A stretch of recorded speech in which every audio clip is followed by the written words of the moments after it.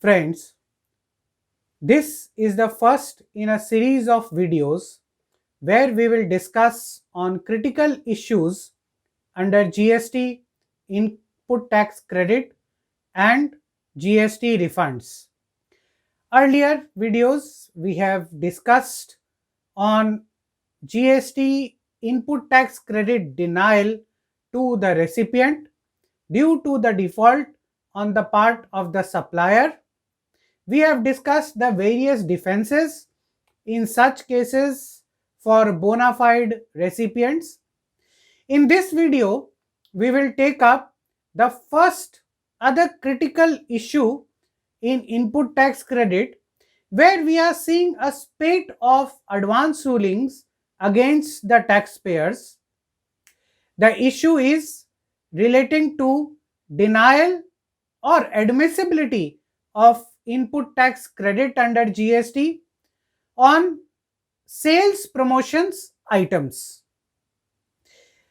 In one of the advance ruling in the matter of Kanhaiya Realty, the West Bengal Advance Ruling Authority has held that sales promotion items, for example, say you are a mobile dealer, you roll out a scheme whereby you say that whoever purchases 100 pieces of mobiles from you will get a refrigerator as a scheme incentive. The issue before the authorities were whether this refrigerator was a transfer in the nature of supply, and if yes, what was the valuation, whether input tax credit would be eligible on this refrigerator which would be transferred as a sales promotion item. So the Advance Ruling Authority of West Bengal has held that input tax credit should be available in this case. However, the transfer of this refrigerator as a part of the sales promotion scheme would be considered to be as a supply, where price is not the sole consideration for the supply, and therefore the value of the supply should be determined in terms of Rule 27, and output tax liability should be accordingly devolved on such a supply. Friends, we'll discuss two other advance ruling before we present our legal submissions in the instant matter. In another advance ruling, in the case of GRB Dairy Foods Private Limited, the Tamil Nadu advance ruling in this case has held that these sales promotion schemes and refrigerator in the instant case, although that case was relating to something else, it has held that these sales promotions items were gifts. Well, we'll come to our defenses.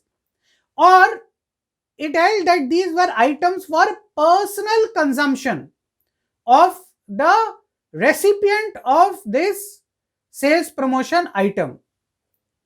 In another advance ruling for Page Industries Limited, it has been held that this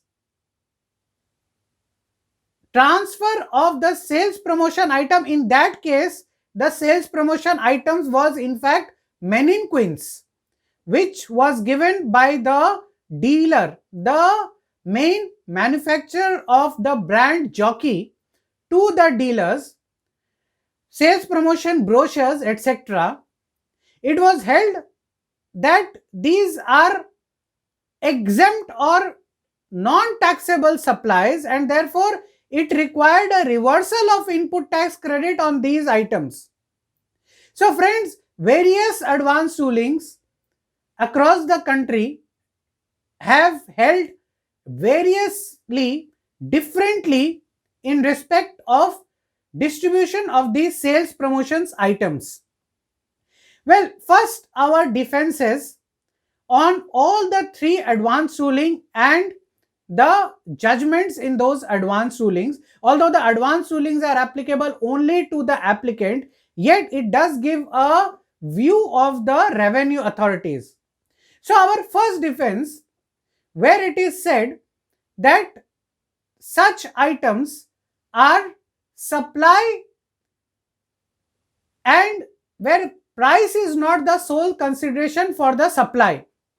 Friends, the business of the dealer is not to supply refrigerators. Number one. Number two, it cannot be taken to be as a exempt and taxable supply because it is a transfer without consideration and it does not come within the four walls of supply as per section 7 of the CGST Act itself. Next, where it was held that it is a gift.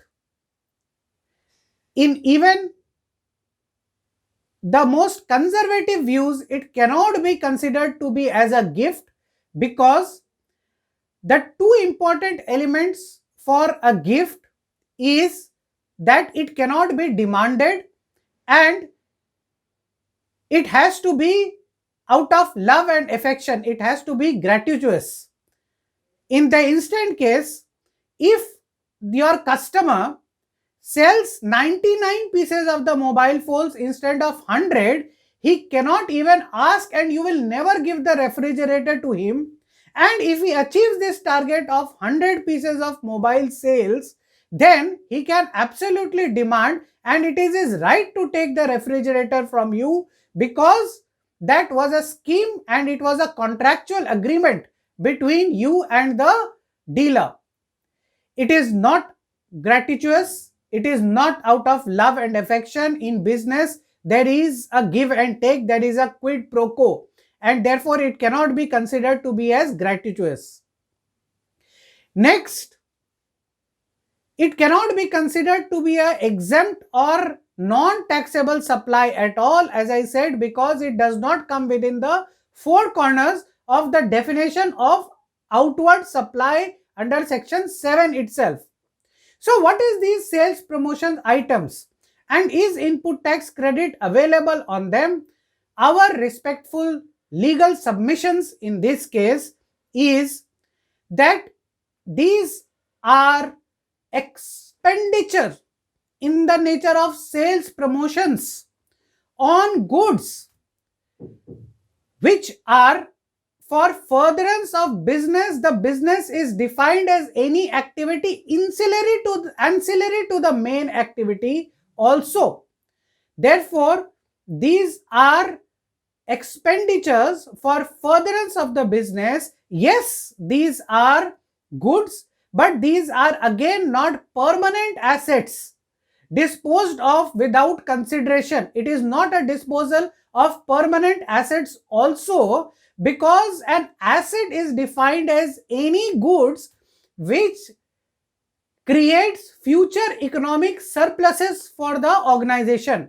In this case, the sales promotion items are goods, but they are not assets and therefore they are not even permanent disposal of business assets. The input tax credit should be available as expenditure for furtherance of business. So this is our submissions on these sales promotion items. Another 2 or 3 related issues in this area is what about buy more, get more offers.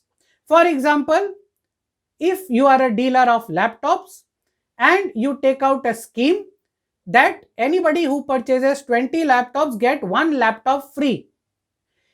It is a buy more, get more offer. It is in the nature of buy more, save more discounts. It has been clarified White Circular number 92, and input tax credit as per the circular is totally available on this product. Next, buy one, get one free. Of course, this circular 92 clarifies very clearly that where say you buy a torch and you get a battery free.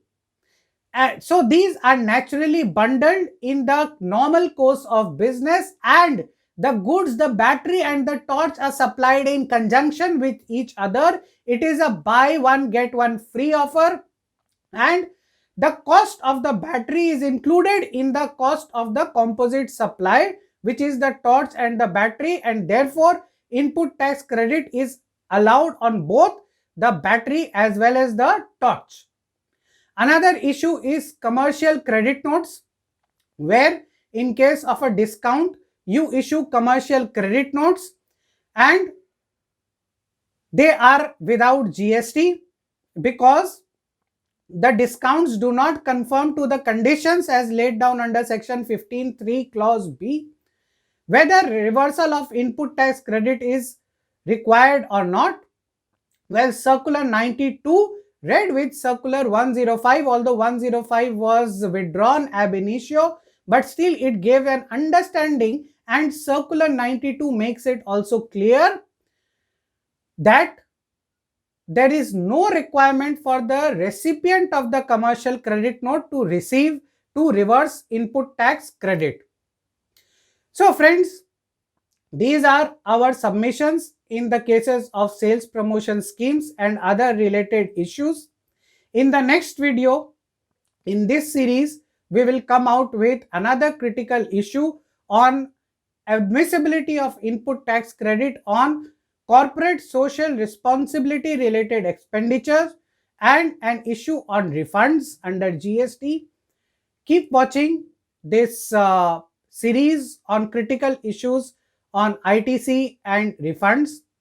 In case you have any doubts or queries, you can feel free to write to our office at TaxConnect, info@taxconnect.co.in. Thank you very much.